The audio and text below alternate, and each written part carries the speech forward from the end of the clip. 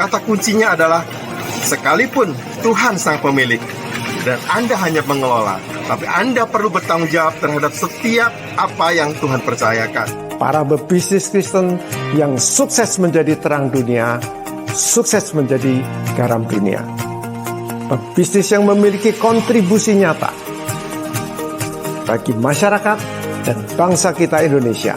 Kita akan belajar 10 prinsip yang Anda akan pelajari di SS ini, bagaimana membuat bisnis Anda itu menjadi purpose driven. Ada 10 prinsip yang saya sebut dengan 10 Spirit of the Word, yaitu mulai dari purpose, plan, do, check, action, people, plan, do, check, action. Kita pada dasarnya orang yang lemah dan harus diproses tahap demi tahap, dan Tuhan tahu kayak ayatnya, Tuhan tidak akan izin kita menjatuh dan melampaui dan tergeletak sendiri. Tapi dia harus izinkan kita ada proses sehingga kita punya iman baru bisa tambah solid, tambah percaya dalam situasi apapun. Dunia banyak menawarkan kita untuk menjadi pribadi yang sukses. Tapi sukses yang seperti apa yang sedang kita cari? Apakah sukses palsu ataukah sukses sejati? Program Sukses Sejati Blended Learning ini adalah sebuah upaya bersama dari rekan-rekan komunitas pengusaha dan profesional khususnya yang ada bergabung di Kingdom Business Community. Ini sebagai sebuah bentuk kontribusi untuk ikut membangun ketahanan ekonomi dan iman juga di tengah masa pandemi. Kebersamaan kita untuk membangun kemitraan strategis dengan berbagai pihak, baik itu dunia usaha, dunia profesional, gereja, sinergi dengan program dan kebijakan pemerintah. Kehadiran program Sukses Sejati Blended Learning ini juga bermaksud untuk memberikan inspirasi, dorongan sebagai kontribusi untuk proses transformasi digital.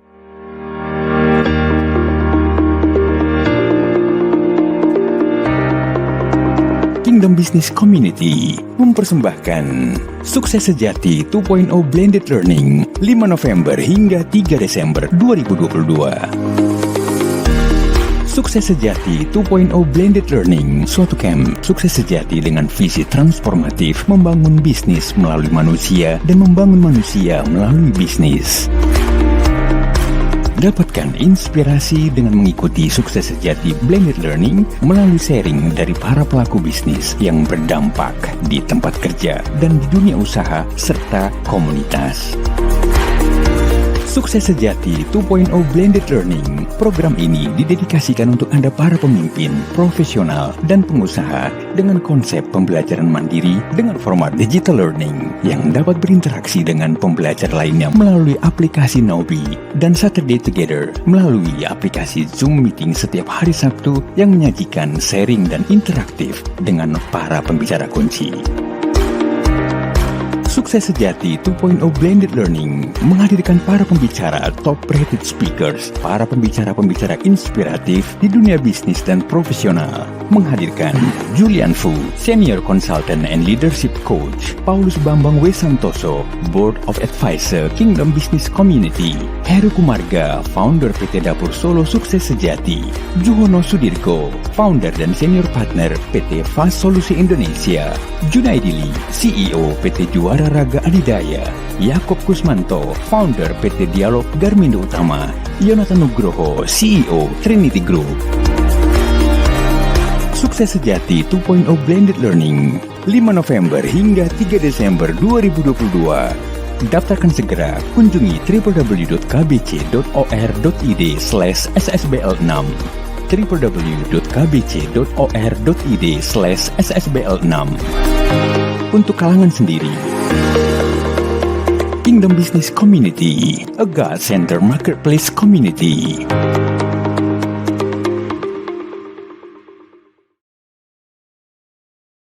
Sudah 2 tahun kita mengalami pandemi ini bersama-sama.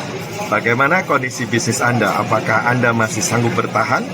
Apakah masih optimis untuk melanjutkan tahun 2022 untuk bisnis yang Tuhan percayakan buat kita? Saya mengajak Bapak Ibu Saudara semua untuk selalu maju dan bertumbuh dalam keuangan sekalipun kondisinya sulit.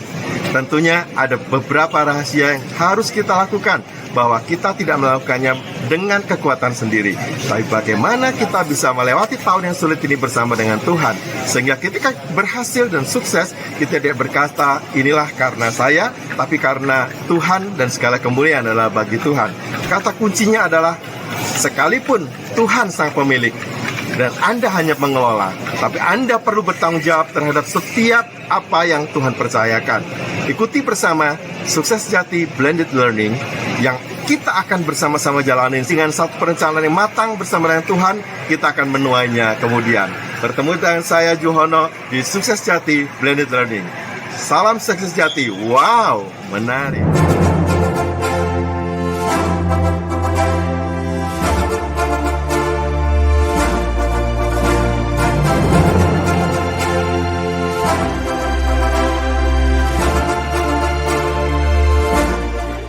Kita sekarang akan membahas tentang modul kita berikutnya, yaitu hamba atau pemilik. Oke, pembicara kita untuk hamba atau pemilik adalah Bapak Juhono S. Sudirgo. Beliau ini adalah founder dan senior partner dari PT Fast Solusi Indonesia. Bapak Juhono ini orang finansial. Oke, saya suka sekali mendengarkan Pak Juhono karena beliau bisa menjelaskan tentang masalah finance yang biasanya rumit dan memusingkan, tapi dengan bahasa yang mudah dimengerti, terutama buat saya yang males banget kalau finance ya. Nah, oke, jadi nggak lama-lama, silakan Pak Juhono kita saksikan profilnya ya.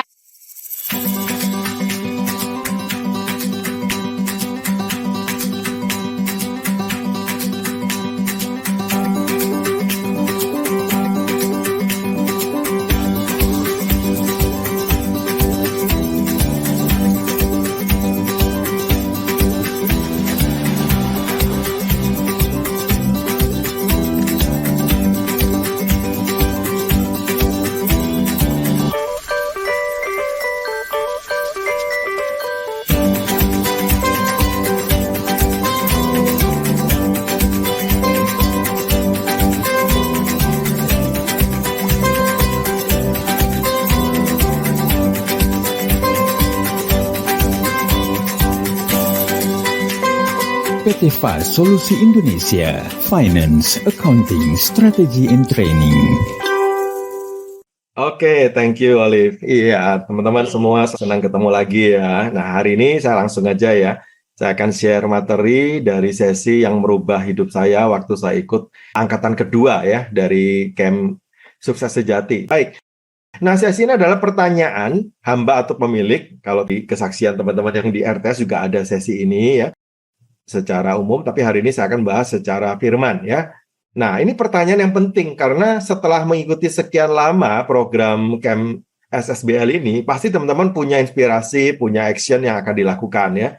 Beberapa punya action yang bagus, setelah ini akan memulai setiap hari atau setiap meeting dengan doa. Ada yang bikin langsung kelompok-kelompok diskusi atau persekutuan doa di kantor-kantor. Itu menarik sekali ya. Saya menemukan banyak banget istilahnya perubahan yang terjadi, termasuk saya yang mengalami pada saat saya menjadi peserta ya. Ini yang merubah hidup saya tahun 2006. Nah, tapi hari ini kita mau kembali kepada kebenaran firman. Apa yang harus kita lakukan ketika kita mempelajari sesi ini? Nah, saya mengutip Filipi pasal 2 ya, yang berkata begini, hendaklah kamu dalam hidupmu bersama menaruh pikiran dan perasaan yang juga terdapat dalam Kristus Yesus. Jadi yang paling penting ternyata aplikasi dalam hidup kita adalah bagaimana sehari-hari kita dalam hidupmu bersama, berarti kan hidup bersama keluarga, hidup bersama karyawan di kantor, mungkin itu bagian besar dari hidup kita juga kan ya, bersama teman-teman gitu ya. Kita setiap saat harus menaruh pikiran dan perasaan yang dimiliki oleh Kristus. Jadi kita harus tahu dulu perasaan Kristus kayak apa.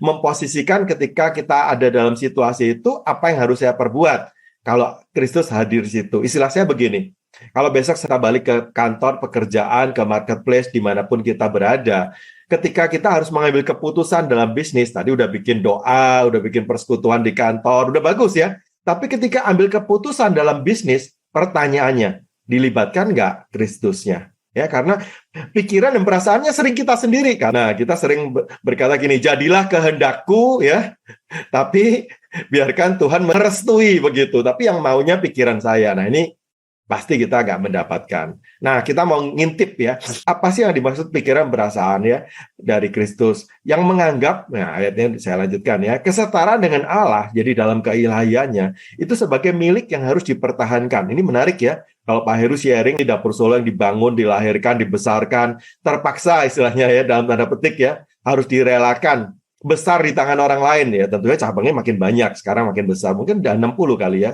Sebentar lagi saya dengar udah mau keluar dari Jabodetabek ya. Memang kali ini secara kepemilikan saham bukan Pak Heru seutuhnya, ada mayoritas orang lain. Kenapa? Karena kita sadar bahwa ini titipan Tuhan yang tidak harus saya pertahankan. Kalau Tuhan minta balik, ya sudah begitu. Atau bahkan kita tidak mempertahankan sampai istilahnya mati-matian hak kita. Nah, ini sesi yang merubah saya itu seperti itu. Nah, kita lihat bagaimana Tuhan kita, Yesus Kristus, mengosongkan diri mengambil rupa seorang hamba. Nah, ini pilihan yang harus kita putuskan hari ini, apakah saya mau jadi seorang hamba atau seorang pemilik. Nah, yang menarik di bagian bawah nih ya. Dalam keadaan sebagai manusia, Kristus telah merendahkan dirinya dan saya garis bawahi 4 huruf yang merubah hidup saya. Saya percaya akan merubah Bapak Ibu semua, saudara semua. Taat. 4 huruf ini yang sulit, Bapak Ibu. Jujur ini sulit, ya, nggak mudah. Ini proses. Nah, taatnya apalagi kalau Kristus sampai mati. Mungkin kita nggak sampai mati. Ya, bilang sama temennya, beruntung loh kalau kamu taat bayar pajak setengah mati, ya. Taat bayar karyawan gaji di atas UMR, itu mungkin profit akan turun, ya. Setengah mati kan kita, ya. Bilang, untung loh kita belum mati. Kita harus lihat yang positif, setengah hidup kan. Kita harus melihat yang sebaliknya ya. Setengah hidup dan hidup itu kesempatan. Hidup ini adalah kesempatan. Amin ya. Jadi artinya ada peluang, apapun juga yang kamu perbuatlah seperti Tuhan dan begitu manusia. Ya, sampai satu hari kita dipanggil pulang. Inilah tanggung jawab yang Tuhan titipkan. Jadi kalau hari ini mungkin kita lagi minus, bahkan lagi sulit ya.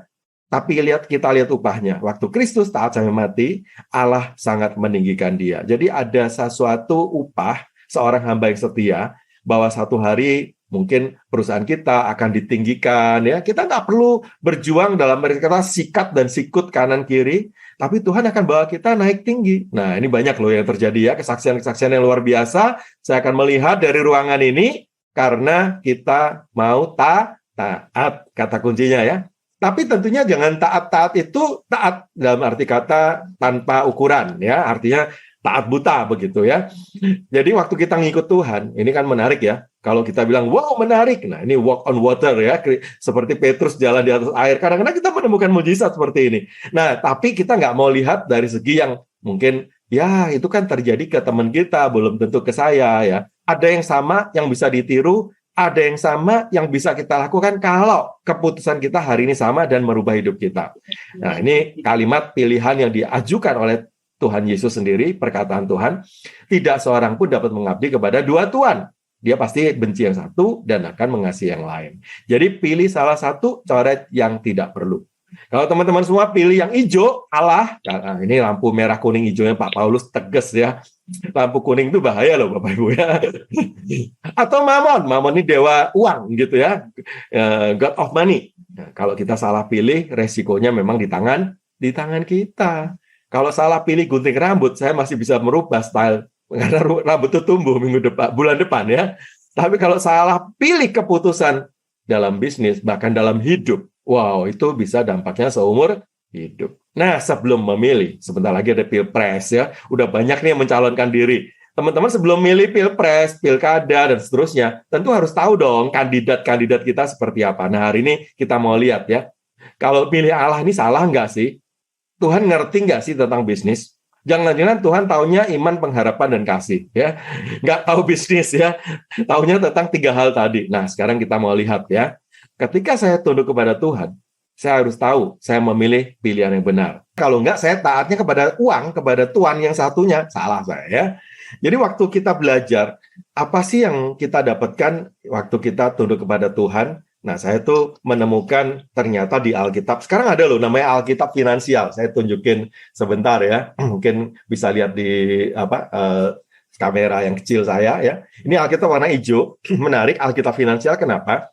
Karena semua yang terkait bisnis dan keuangan di dalam Alkitab ini, nggak usah pakai stabilo, sudah dikasih warna hijau. Nih. Itu adalah ayat-ayat lebih dari 3.000, saya nggak usah hitung, percaya aja ya, yang berkata tentang keuangan dan bisnis. Jadi waktu saya buka Lukas 12-21 aja, Yesus bicara banyak hal ya, tentang gimana investasi, gimana tentang pajak, gimana uang bisa jadi teman, dan seterusnya. Artinya kalau kita mau hari ini pilih Allah, dengan segala yang dia katakan dalam firman, dan dia sangat ngerti tentang firman. Dan waktu Yesus secara manusia hidup, dia hidup di daerah, lahirnya benar di Bethlehem ya, hari Natal ya. Bethlehem itu di selatan, daerahnya cukup gersang. Kalau di utara, Nazaret itu daerahnya cukup hijau ya, dan itu dekat perbatasan ke luar negeri, ke Lebanon, kemana. Kenapa? Karena di tempat yang hijau itu sumber kayu banyak, dan pekerjaan Yusuf adalah tukang kayu. Nah, kalau memang mendekati daerah tukang kayu, ya harus bisnisnya daerah situ. Nah, ini kita belajar nanti juga dalam praktek bisnis ya. Jangan mencari lokasi yang salah ketika kita berdagang atau berbisnis kan begitu. Kenapa dulu pedagang handphone ngumpul di Roxy sebelum ada online ya? Karena daerahnya orang cari handphone begitu. Nah, ini ceritanya Yusuf tukang kayu. Yesus besar, makanya disebut kalau dalam film adalah Jesus from Nazareth, karena dia besarnya di situ. Dan saya percaya waktu dia tumbuh besar, tentunya nggak nganggur. Ya, setelah usia 30 baru dia keluar kan, ya dibaptis oleh Yohanes Pembaptis, kemudian diperkenalkan, dia mulai melayani. Lah, ngapain aja sebelum 30 tahun? Saya percaya dia kerja, ya kan, bantu orang tua paling nggak. Nah, waktu dia kerja sebagai tukang kayu, kalau tangannya kena paku ya berdarah, kalau kepukul ya sakit. Mungkin orang tuanya ekspor furniture, zaman itu harus ada ekspor dan impor. Dia pasti menghadapi hal-hal yang sulit seperti kita bisnismen. Jadi Tuhan kita Tuhan yang ngerti tentang bisnis loh. Ya teman-teman semua ya. Dan Yesus waktu datang istilahnya memanggil Matius, itu bukan di pinggir jalan, bukan di pasar. Yesus manggil dia sedang ngantor di kantor pajak. Berarti mungkin pas Yesus setor pajak juga ya. Terus dia berkata begitu, waktu Sakius beda. Sakius naik pohon karena pengen lihat Yesus. Tapi dia panggil, aku mau makan ke rumahmu, turun. Ya. Dan Sakius bertobat ketemu Yesus. Hari ini kita harus berdoa supaya banyak orang pajak juga akhirnya berubah ya. Zaman Bu Sri Mulyani udah banyak perubahan sih, udah bagus banget ya. Jadi teman-teman nggak usah takut, akhirnya nggak bisa tidur. Kan sekarang udah banyak pengampunan, kemarin ada PPS ya. Yang penting tadi taat ya. Jadi kalau taat siapa takut kan begitu kan ya. Nah, orang yang tunduknya ke uang, ya tadi nggak taat tentunya ya, pasti nggak aman, nggak bisa tidur ya. Terus kemudian iri kalau temannya sukses, kan pasti kan nggak pernah mensyukuri. Nah, ini ciri-ciri yang tidak ada di ruangan ini, saya percaya. Kalau teman-teman hari ini nggak memenuhi kriteria milih Tuhan, udah pasti nggak datang ke Salty Together. Pasti ya, udah mending jalan-jalan lah, udahlah. Daripada saya ngikutin SSBL, nanti malam nggak bisa tidur ya. Karena nggak bisa tidurnya yang positif kali ini. Kemarin nggak bisa tidur, khawatir kalau lebih miskin. Khawatir kalau nanti diperiksa pajak. Sekarang nggak bisa tidurnya karena waduh ada PR banyak yang saya harus perbaikin. Tenang ya, teman-teman nggak sendiri kok. Setelah ini banyak mentor, banyak pertanyaan yang bisa dilakukan ya. Kita nggak sendiri, ada banyak program-program yang melengkapi, ada RTS, nanti ada segi keuangan pribadi, ada Kingdom Financial yang BL juga, kali ini hibrid ya. Wah banyak banget, ada Glim ya. Tenang ya, kita nggak sendirian. Makanya kalau ada di ruangan ini, teman-teman ada di ruangan yang benar. Ya, ini poin pertama yang sudah pasti kita pilih.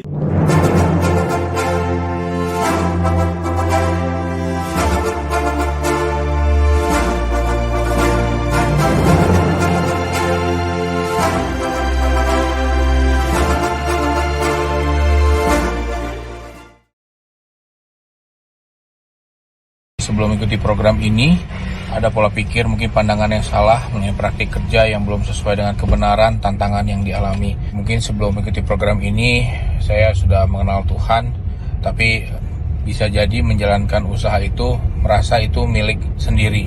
Jadi ada berbagai hal yang kita pakai kekuatan kita sendiri, tidak menyerahkannya kepada Tuhan.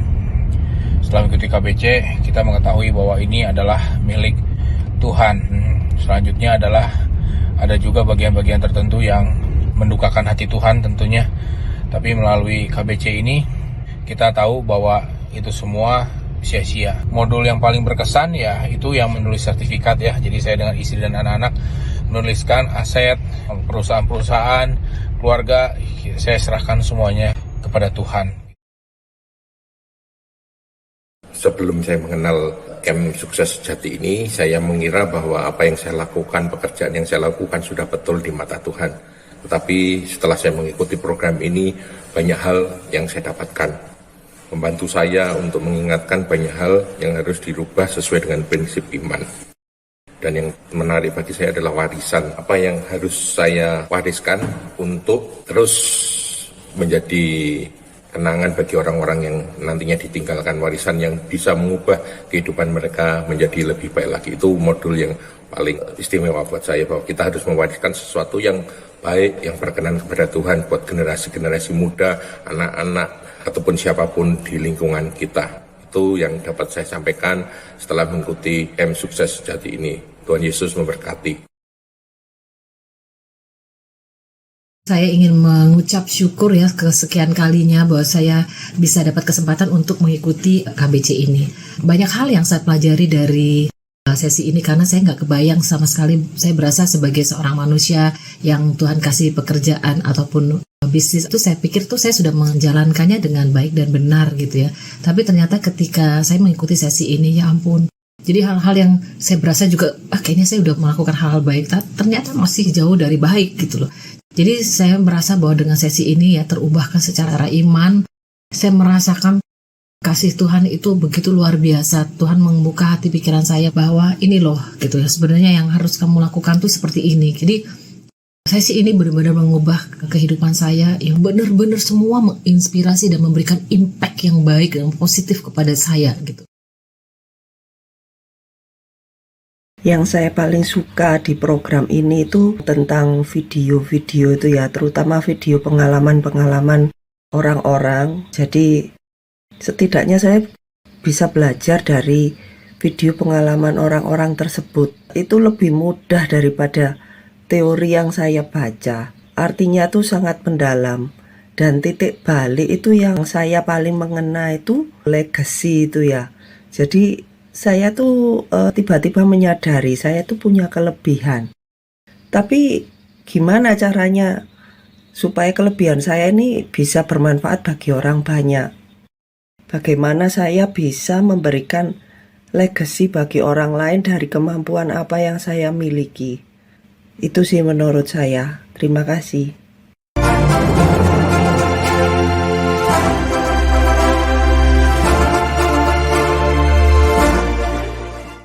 Nah, sekarang kita akan bicara bagaimana sih apa yang kita harus lakukan dari segi kalau kita seorang profesional. Saya bahas dulu yang bukan bisnismen ya. Kalau saya taat, memang ada beberapa hal yang harus kita pertimbangkan, ya kan? Saya taat itu kepada sang tuan atau cuman kepada institusi. Nah, saya lama jadi profesional. Jadi kalau profesional itu ya istilahnya kan kita dibayar oleh perusahaan ya. Apakah saya kalau disebut loyal, taat, itu berarti saya mulai masuk kerja sampai saya pensiun, udah jangan pindah-pindah di perusahaan yang sama. 30 tahun itu orang tua saya begitu dulu, ayah saya. Mulai masuk sampai pensiun di bos yang sama. Nah, tapi hari ini saya belajar bos kita ternyata sang tuannya adalah Tuhan Yesus sendiri ya, bukan institusi. Artinya ketaatan saya lebih kepada sang pemilik. Kadang-kadang kita kerja sebagai karyawan di perusahaan yang mungkin belum glory. Bagaimana sikap? Saya ngalamin. Waktu saya masuk saya lama di bank ya, 14 tahun kalau tadi lihat profil saya. Waktu saya masuk di banknya terakhir, itu zamannya rencana ekspansi. Saya jadi kepala marketing di situ, membayar 25 orang, ya, tim sales saya, tim marketing saya. Ternyata kena krisis tahun 2008. Krisis itu kan berulang ya, 98 saya di bank tempat saya bekerja ditutup. Waktu itu berantakan semua, saya juga investasi berantakan. Pas tahun itu juga saya menikah, udahlah mulai dari nol banget ya. Nanti saya sharing ini lebih banyak di Kingdom Financial ya, sama istri kebetulannya gimana sih pengalaman kita naik dan turun ya, bangun jatuh bangun sebelum ketemu komunitas. 2008 saya udah di dalam KBC. Nah, sikap saya harus berubah dong ya. Saya punya tugas pertama mengembangkan perusahaan, ternyata ketemu krisis, perusahaan ngerem mendadak. Nah, bukan ngerem mendadak aja, nggak lempar kredit, saya bagian lempar kredit, saya disuruh cut ya, armada saya 25 orang kan biaya. Sementara nggak lempar kredit, tugas saya dibalik. Debt collector, menagih utang. Terus yang kedua, biaya ini harus dikurangin. Setiap bulan saya harus keluarkan 2 karyawan. Teman-teman itu pusing loh, bener loh. Gimana mereka teman-teman yang kerja bareng saya, yang istilahnya selama ini berjuang bareng untuk visi goal perusahaan yang sama-sama ya, udah bagus gitu. Tim yang solid, tiba-tiba saya harus pilih 2. Itu berat banget loh. Yang mana saya harus singkirkan? Ini kan tugas, ya kan? Perintah dari atasan, cut cost. Nah, apa yang harus saya respon? Ya, coba interview satu-satu, saya panggil tujuan mereka apa. Sebelum saya memutuskan siapa yang harus saya pindahkan. Bahkan beberapa saya carikan ya pekerjaan yang baru seperti itu. Ini bagus saya rekomen, tapi dia mungkin kurang cocok kalau di sini, tapi di perusahaan kamu lebih cocok. Dan beberapa ambil keputusan, saya memang pingin keluar, saya mau jadi bisnismen. Saya ketemu waktu jalan-jalan di Vancouver, ketemu udah sekian puluh tahun ya. Saya senang dia udah punya bisnis distributor kertas, sudah sukses ya. Jadi saya sebagai seorang leader, waktu saya memiliki standar yang benar, glory, saya menolong orang lain walaupun keputusannya kelihatannya nggak populis, ya kan, nggak populer. Bagaimana cut cost, bagaimana PHK karyawan itu. Satu hari saya sendiri juga harus keluar, artinya dalam arti saya harus menilai diri saya juga, karena profesional kan dibayarnya gaji, ya nggak ada komisi kalau perbankan. Nah, ketika saya gaji kan saya harus melompat, istilahnya mencari pendapatan lebih tinggi, potensi yang lebih tinggi. Saya belajar ilmu saya coba ngelamar. Tapi ngelamarnya jangan 3 bulan sekali, itu namanya gagal ya. 3 tahun sekali lah untuk ngecek harga saya di pasar. Satu hari saya dapat penawaran kerja, saya tunjukin ke atasan saya, kan saya ada atasan lagi ya, yang profesional yang lain, seperti itu. Direktur itu baca, terus kemudian dia lihat gini, wah cuman segini, udah nggak usah pergi. Memang saya dapat penawaran bagus ya, biasanya kalau loncat begitu ya naiknya 30% begitu. Dikasih mobil baru dan seterusnya. Udah, besok saya samain. Mobilnya saya ganti. Wah, puji Tuhan, haleluya. Saya cuma minta pendapat, kan ini penawaran saya terima atau saya tolak.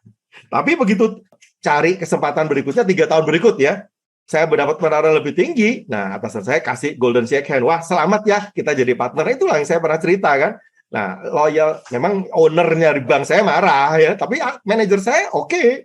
Dan saya lakukan juga ke bawah gitu. Ownernya marah, tapi ya, akhirnya hubungan baik, tetap saya jaga, saya nggak menyakiti dia, nggak kliennya saya ajak pergi semua, terus dia bisnisnya jadi jelek, janganlah ya, tetap kita harus nilainya harus benar.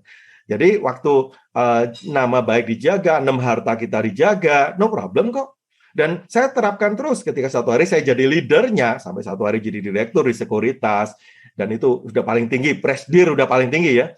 Saya punya staff, saya ngajarin ini itu, jadi pinter, dan ada yang pamit, wah kalau saya tanya dia, pamitnya ke tempat yang bagus, ada yang ke perusahaan gede, ke Pertamina. Hari ini ada yang satu kerja di Goldman Sachs di New York. Wah, saya ikut bangga. Kenapa? Saya berhasil mendidik atau membawa orang lain menaiki tangga lebih sukses, bahkan kalau perlu lebih sukses dari saya. Nah, itulah tugas kita sebagai hamba kalau kita ada di dalam lingkungan namanya profesional. Ya, loyalitas kita bukan ke institusi, tapi kepada profesi. Ingat, shareholder-nya tetap Tuhan. Ya.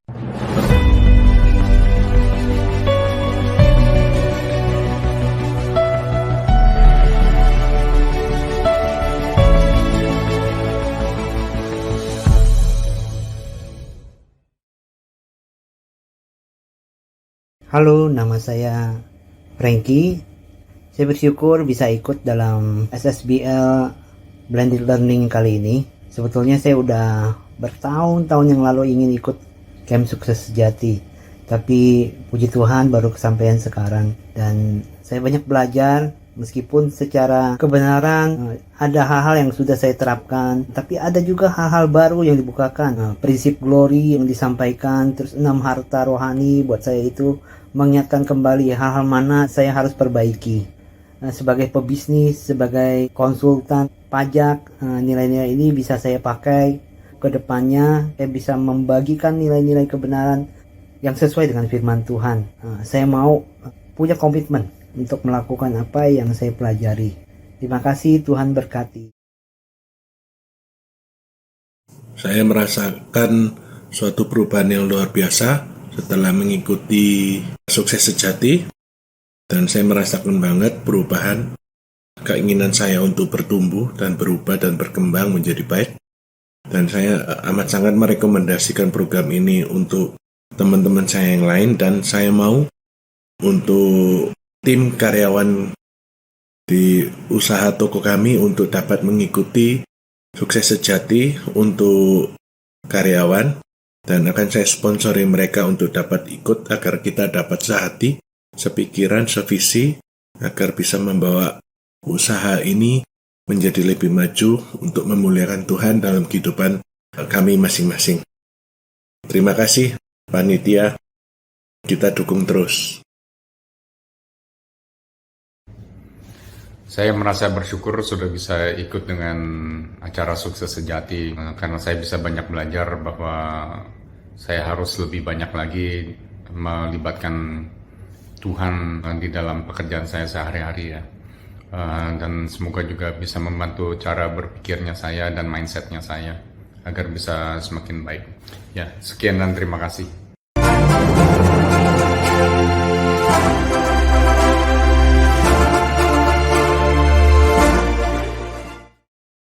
Nah, apa yang saya harus lakukan sebagai profesional? Tetap harus nebar sesuatu yang baik. Nah, tentu kalau kita udah lihat black hole di Gloomy, ya, itu karyawan yang nggak pernah bersyukur, sehingga ada kesempatan dia cari lubang dalam kesempitan. Ya, kita udah tahu ya, akhirnya dia terkubur di lubang itu, di dalam brankas. Nah, kalau kita hari ini menebar kebaikan, istilahnya white hole, itu perlu loh, ya, opposite of black hole adalah white hole. Gimana sih kita menganggap semua tim kita itu berharga? Gimana yang sama di mata mereka, kita itu sama dengan mereka, nggak merasa kita lebih tinggi atau sombong dan seterusnya, ya, seperti itu. Nah, kebiasaan ini cerita officer dari satu nasabah kita waktu itu ya di bank, di cold storage. Nah, dia punya kebiasaan baik, dia menyapa kalau pagi, selamat pagi, ya mulai dari reception, satpam, ya, pulang, oke, bye, pulang dulu ya, good night, selamat bertugas. Jadi dia nyapa. Itu white hole adalah kebaikan yang dia tabur. White hole adalah kebaikan yang kita bagi. Nanti satu hari ini adalah lubang kesempatan untuk kita ditolong lewat apa yang kita tabur, Bapak Ibu. Ini hukum tabur tua itu berlaku, ya. Kisahnya satu hari sebelum manajer pulang, terus kemudian dia kontrol semuanya, dia mau cek isi cold storage, ya, gimana stoknya. Ini beberapa tahun yang lalu lah, lebih dari 10 tahun, di mana belum ada HP yang bagus, ya, sinyalnya belum bagus, ya, sistemnya mungkin, dia waktu cek, mungkin inventory, kontrolnya, komputerisnya belum oke, dia mau cek fisik, tiba-tiba pintunya tertutup, dia kejepret di dalam, kuncinya tergantung di luar. Wah, itu stres banget tuh. iPhone nggak berfungsi, handphone nggak ada sinyal, ya. Dia cuma bisa doa nih, sejam doa nggak ada jawaban, udah mulai menggigil nih, udah mulai membeku, ya. Akhirnya dia mungkin berdoa, ya Tuhan, ke dalam tangan-Mu aku serahkan. Enggak ya, tiba-tiba pintu terbuka, ya. Waktu dia berserah kepada Tuhan, pintu terbuka, dan satpam ternyata membuka pintu. Ceritanya gimana? Nah, rupanya satpam ini cerita, biasa Bapak akan pulang, say hi, ya, bye, begitu. Hari ini saya belum dengar saya bye-nya itu. Jadi saya cari Bapak, ini udah jam 9 malam, kok belum dengar. Di kantor udah gelap. Saya jalan sekeliling, pakai center dicari, akhirnya ketemu, ya kan? Gantungan kunci di luar cold storage. Dia curiga, dia buka, ketemulah Bapak di dalam. Wah, inilah something, kesempatan yang terbuka dari nama baik, ya, dari kesempatan Bapak Ibu yang sudah menabur selama ini. Ya, jadi jangan tabur black hole, taburlah white hole. Nah, inilah tugas kita. Ya, tugas yang kedua adalah kalau kita udah memilih jadi pengurus yang setia, ya harus follow the rule. Kalau kita pakai ikut cara kita sendiri, jadilah kehendakku sesuai dengan restumu. Wow, ya, itu doa Bapak kami dibalik tuh. Kalau teman-teman hari ini sebagai hamba, coba pertama saya menemukan 3 hal yang dispute yang terjadi dalam bisnis khususnya. Kali ini saya bicara bisnis, ya. Kalau tadi karyawan sudah, karyawannya terima gaji, nanti ngaturnya cukupkan dengan gajimu, ya. Royal terhadap profesi, ya kan begitu. Nah, sekarang kalau bisnis, saya menemukan 3 hal. Pertama, keuangan yang tidak sehat adalah membuat kekacauan dalam bisnis. Kedua, persaingan usaha yang tidak sehat. Dan yang ketiga, partnership yang tidak sehat. Nah, ini ngeri loh, ya. 3 ini bisa membuat satu bisnis tiba-tiba collapse. Saya bahas satu-satu, ya. Ini dari pengalaman nih. Keuangan yang tidak sehat kalau tercampur. Pandemi ini kita belajar, ada namanya jaga jarak, ya. Makanya kalau makan di restoran ada yang dipalang-palang, ya. Kloset aja toilet itu kalau cowok, ya, wanita nggak tahu kan, ya. Kalau wanita kan pintunya sendiri-sendiri, nggak ada yang dipalang. Kalau cowok itu sebelahnya dipalang, nggak bisa tuh, ya. Semua dipakai, harus ngantri lebih panjang. Jadi ada social distancing. Hari ini saya mengajak teman-teman punya financial distancing. Apa itu? Kalau kita berbisnis, harus memisahkan antara uang bisnis dengan uang pribadi dan keluarga. Kenapa? Kalau sampai bisnis kemarin kolaps gara-gara pandemi, keluarga ikut kolaps. Kalau tidak terpisah, saling menginfeksi. Wah, ini klasternya bukan klaster keluarga lagi. Yang bahaya adalah klasternya bisa semua karyawan ikut kena. Berapa keluarga yang hilang? Bukan cuma keluarga kita loh. Kalau kolaps bisnisnya kan berapa keluarga yang nggak makan kalau bisnisnya bangkrut. Ya kan? Jadi kita hari ini melihat kalau tidak ada sesuatu batasan, bahaya. Nah, kalau ada batasan, bisnis boleh gawat seperti yang sebelah kiri, keluarga tetap aman. Kenapa? Karena kita sudah mengatur. Nah, bagi yang teman-teman ingin ngatur family fund ya, personal finance, ini lebih penting. Habis ini kan banyak program nih ya, tadi ada RTS buat karyawan kita, untuk supaya mereka punya value yang sama, volumenya sama, frekuensinya sama, biar kerjanya lebih mulus ya kan. Ada road to success. Terus kemudian ada nanti GLIM bagi bisnismen yang ingin mendalami lebih lanjut ya, secara PPP, profit product ya, tapi secara keluarga financial juga ada yang namanya Kingdom Financial. Nah, ini bicara bagaimana di keluarga saya punya masa depan yang baik kalau saya bisa ngatur keuangan pribadinya dengan baik. Harus surplus, jangan minus misalnya ya. Gimana caranya ngatur uangnya? Nah, ini investasinya, sampai asuransi, sampai warisan ya Bapak Ibu ya. Ini sesuatu yang hari ini sangat sulit, dan kalau terjadi sesuatu, kalau nggak diatur, ini juga berbahaya. Nah, sampai pensiunnya, dana pensiun dan seterusnya. Itu yang bagian keluarga dan pribadi. Nah, sekarang bagian yang bisnis ya diatur terpisah. Kadang orang di bisnis ini nggak sadar. Waktu pandemi kemarin banyak orang yang istilahnya mulai kolaps, tenggelam, dan dia punya action yang salah. Jadi kalau kita, teman-teman boleh chat nih ya, chatroom dibuka nggak ini? Ya, kalau di chatroom dibuka boleh chat. Ada 3 langkah pilihan, ya kemarin saya sharing tentang utang produktif di podcast, nanti kalau ditayang bisa ngikut juga ya, KBC ini luar biasa loh, komplit ya. Nah, mungkin nanti dapat banyak hal juga, tapi saya singgung hal ini. Kalau satu hari kapal bisnis kita kolaps, dan kita tuh nagoda kapalnya, apa yang harus saya lakukan? Air masuk ke dalam kapal, ya. Kalau nggak punya pembukuan yang bagus, gampanglah indikatornya.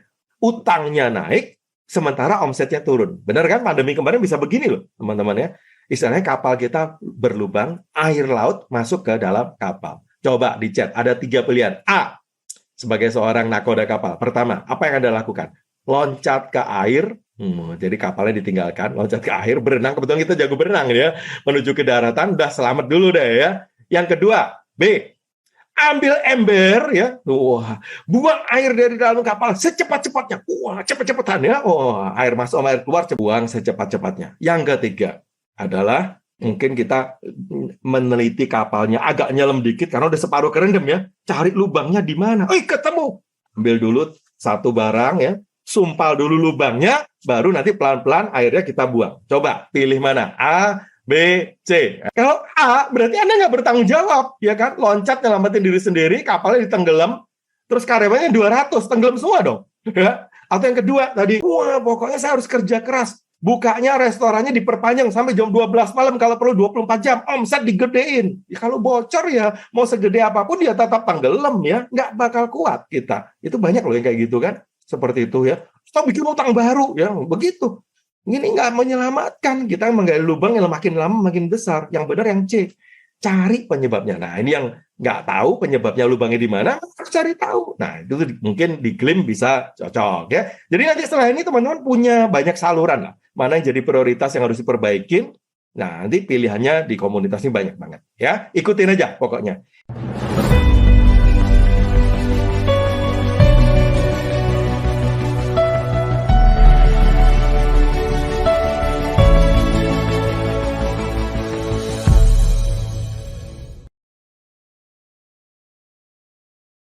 Menurut saya program ini mengajarkan saya tentang arti sukses yang sesungguhnya, bahwa sukses itu tidak hanya tentang harta duniawi saja, tetapi juga ada hal-hal lain dan aspek-aspek lain. Di sini juga saya diajari untuk mengelola keuangan yang baik.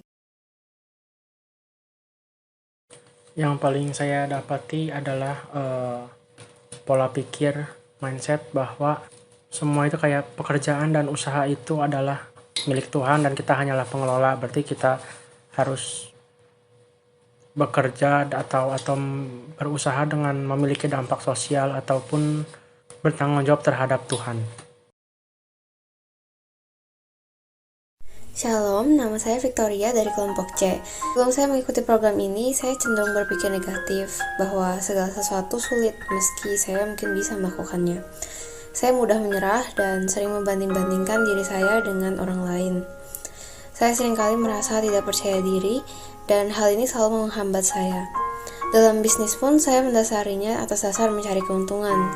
Meski saya sering mendengar dari sekeliling saya, uang bukan segalanya. Saya tidak mengerti alasannya kenapa. Karena selama ini saya bergantung pada uang. Tanpa uang kan saya nggak bisa membeli apa-apa, pikir saya. Ketika masuk ke SSBL ini, saya dijejeli topik tentang kerohanian, bahwa Tuhanlah yang seharusnya menjadi dasar dari segala sesuatu, termasuk bisnis. Dan tak hanya itu, SSBL ini memperbaiki pola pikir saya tentang menjalin hubungan dan terus menjadi berkat untuk kemuliaannya. Jadi secara keseluruhan, semua modul yang saya ikuti itu membantu saya dalam memperbaiki diri saya menjadi lebih baik.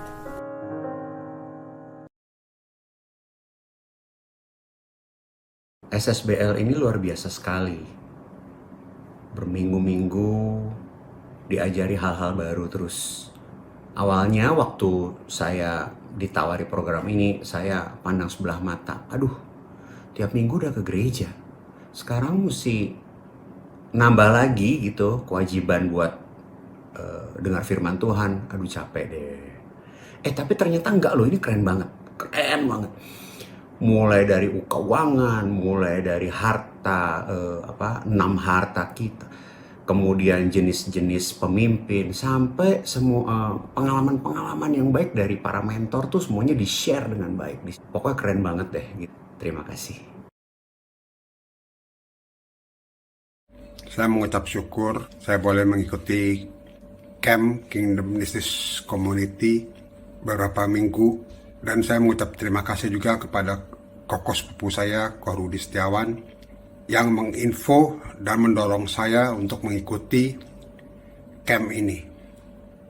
Saya merasa saya mendapatkan suatu nilai-nilai yang benar-benar baru, benar-benar membuat saya damai sejahtera, yaitu nilai glory di dalam menjalankan tanggung jawab saya sebagai pengelola usaha saya. Terima kasih semuanya, Tuhan Yesus berkati. Pertama-tama saya merasa bersyukur karena saya terpilih untuk mengikuti program sesi ini. Sebelum mengikuti program ini, saya merasa semua apa yang saya sudah lakukan itu sudah benar. Ternyata setelah mengerti dan mengikuti program ini, ada banyak hal yang kita perlu ketahui. Dan ternyata sukses yang sejati, sukses yang benar adalah sukses yang menurut, yang berpusat kepada Tuhan.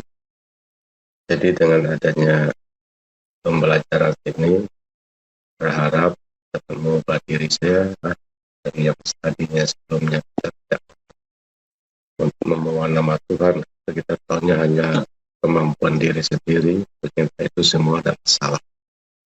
Untuk modul yang paling berkesan, dalam modul yang warisan terakhir, karena sebelumnya kita belum pernah berpikir untuk mempersiapkan diri masa tua atau menyiapkan warisan untuk keluarga. Dan dengan belajar sekarang ini kita sudah tahu dan mengisahkan akan diingatkan bahwa kita harus mempersiapkan diri untuk menghadapi masa tua, masa pensiun, dan mempersiapkan warisan untuk keluarga maupun dalam pekerjaan.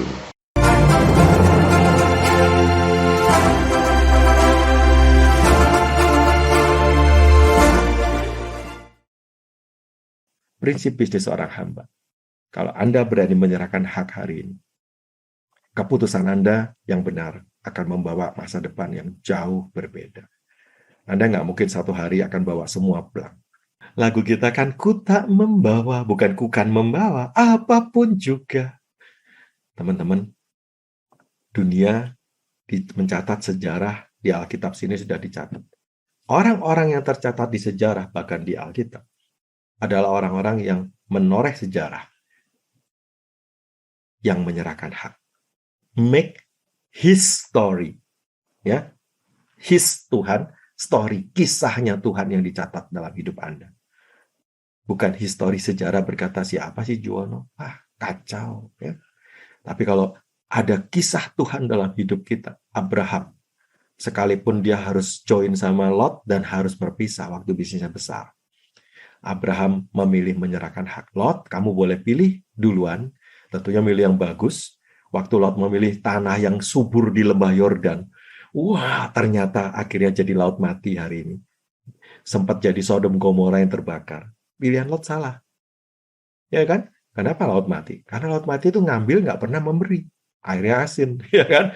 Abraham, wah, kelihatannya dapat yang second, ya kan, yang kurang baik, nomor 2. Tapi Alkitab mencatat, inilah histori. Kejadian 13 ayat 2, Abraham sangat kaya. Kalau orang kaya dulu, mungkin kalau hari ini depositonya banyak, kalau dulu banyak ternak, perak, dan emas. Anaknya Abraham namanya Ishak. Kalau Abraham kaya, punya 1 triliun, ya turun ke anaknya pasti kan, begitu kan? Ishak membesarkan. Jadi waktu Ishak meneruskan bisnis, karena bisnisnya peternakan itu butuh air, ya, dia gali sumur. Waktu itu setiap kali sumur digali, kan susah dapetin air ya. Kalau sekarang mungkin dapetin minyak ya kalau kaya. Kalau di sana Timur Tengah dapat air itu kaya, apalagi untuk makan ternak, untuk minum ternak. Orang lain minta, waduh, ini orang Filistin datang, orang Amal, semua orang-orang asing itu bilang ini dulu menurut sejarah nenek moyang kami pemiliknya. Ishak bilang, oh kamu mau, ambil, saya menggali yang baru. Dan Alkitab mencatat, dia menggali dan menggali, airnya tambah banyak, ya. Sehingga Alkitab mencatat Ishak itu menjadi kaya. Kalau tadi 1 triliun, ini kian lama kian kaya, sehingga menjadi sangat kaya. Katakan 3 triliun. Wah, ini triple loh. Dia mengembangkan apa yang dipercayakan. Ini titipan dari Tuhan ke Abram, terus kemudian dititipkan lagi ke anaknya, dan berhasil. Itulah keteladanan. Tapi keturunan berikut Yakub, oh ternyata tidak mengikuti teladan orang tuanya. Sejak spiritnya Yakub di kandungan, sudah spiritnya berkompetisi yang kurang sehat. Dia tahu hukum Israel berkata, anak sulung mendapat hak 2 kali lipat. Jadi kalau papahnya punya 3 triliun, dia tahu di rahim ada 2 orang, dia dengan Esau, maka yang lahir duluan akan dapat 2 triliun, dia cuma dapat 1 triliun. Jadi dia berusaha lahir jadi anak sulung. Sayangnya pas hari H, dia lahirnya pas di belakangan. Alkitab mencatat dia mencoba menarik tumit Esau, kalau boleh masuk gue yang nongol. Ternyata gagal. Dan dia cari kesempatan, muncullah satu hari ketika dia di rumah masak sup kacang merah, Esau berburu nggak dapat hewan buruan. Lapar. Dia bilang, Kup, bagi dong. Dan Yakub bisnismen tulen berkata, sorry, there is no free lunch. Let's make a deal. 1 mangkok kacang merah, tuker dengan hak kesulungan. Deal or no deal. Dan Esau berkata, kalau gua nggak makan hari ini, gua mati. Besok lu anak tunggal. Berarti dapat 3 triliun kan semuanya kan? Ya sudahlah. Kalaupun harus, ini yang menyerahkan hak justru yang Esau kan? Udahlah, ambillah hak kesulungan. Apa sih ya? Gua tau masih dapat 1 triliun kalau lu anak sulung ya. Tanpa memikirkan panjang. Ini nggak pernah belajar Kingdom Financial, nggak mikir masa depan ya. Dia tekan tombol, deal. Dan hari itu secara sah lo ya, diserahkan. Secara fakta diserahkan hak kesulungan. Yakub mendapat. Tapi apakah Yakub dapat damai sejahtera? Ternyata yang dapat adalah ketakutan. Yakub takut, dia keluar dari rumah ayahnya lari, cuman modalnya cuman bawa tongkat. Dia harus jadi perantauan. 7 tahun pertama dia kerja dengan pamannya, ketipu juga karena dia nipu. Hukumnya tabur tuai. Dia pengen dapat istri yang cantik, namanya Rahel, dia dapatnya Lea. Untuk dapetin istri yang dia mau, dia harus kerja 7 tahun yang kedua. Persis saya. Ya, 7 tahun pertama waktu saya kerja di bank habis. 7 tahun kedua saya harus U-turn. Ya, memulai sesuatu yang baru Tuhan kembalikan. Dan 7 tahun ketiga untuk berbagi. Satu hari Yakub harus pulang. Dia masih takut sama Esau karena pernah ditipu. Jangan-jangan ntar dia marah. Kalau marah gua dibunuh gimana ya. Jadi dari jauh dia kirim utusan. Tolong deh bawa ini kambing, unta, domba, nyogok. Wah ya, si Esau disogok. Nah, waktu si utusan ketemu Esau nanya, kamu disuruh siapa? Yakub. Ya ampun Yakub, nggak bertobat dia ya. Gue udah maafin dia udah lama. Gue ikut camp SSBL, gue udah serahin. Gue nggak marah, udah datang aja kita senang kumpul-kumpul ya, datang-datang. Rupanya si Yakub yang belum ikut SSBL. Teman-teman nanti ajak teman yang begini ya. Jadi hari ini kita belajar hak apa yang mau kita tulis. Mungkin harta benda yang Tuhan percayakan. Posisi, kalau jabatan, kalau kita profesional. Keluarga. Kita punya 6 harta kan? Tubuh. Ini gampang loh, masih gampang. Teman-teman udah nulis sertifikatnya. Ada sulit yang satu ini. harta hubungan. Oh, ini nggak gampang. Saya ngalamin. Jangan membalas kejahatan dengan kejahatan, lakukan apa yang baik bagi semua orang. Sedapat-dapatnya kalau hal itu bergantung padamu. Jadi teman-teman, kalau satu hari kita menyanyikan lagu ini, saya kenalkan satu tokoh di Alkitab yang namanya Ayub yang rajin menyerahkan hak.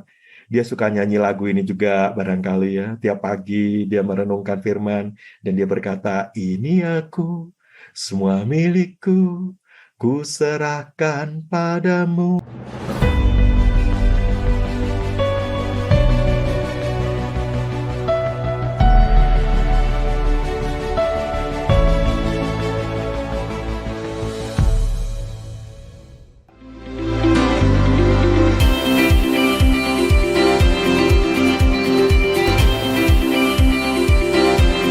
Riser and Podcast listeners, terima kasih Anda telah menyimak Rise Podcast Special Edition yang dipersembahkan oleh Kingdom Business Community. Harapan kami setiap episode Rise Podcast dapat menginspirasi Anda untuk terus mengalami transformasi dalam melakukan bisnis dan profesi Anda untuk tujuan yang mulia, membangun bisnis melalui manusia dan membangun manusia melalui bisnis. Kami mengajak setiap Anda dan perusahaan Anda untuk bergabung bersama kami dalam komunitas Kingdom Business Community. Secara bersama, kita bisa bertumbuh, berkembang, dan sukses, serta dapat berkolaborasi dalam gerakan kepedulian kepada sesama untuk Indonesia yang lebih baik. Untuk dapat bergabung, silahkan kunjungi website Kingdom Business Community di www.kbc.or.id atau hubungi Sekretariat Nasional KBC di 0817 131 257. Sekali lagi, www.kbc.or.id.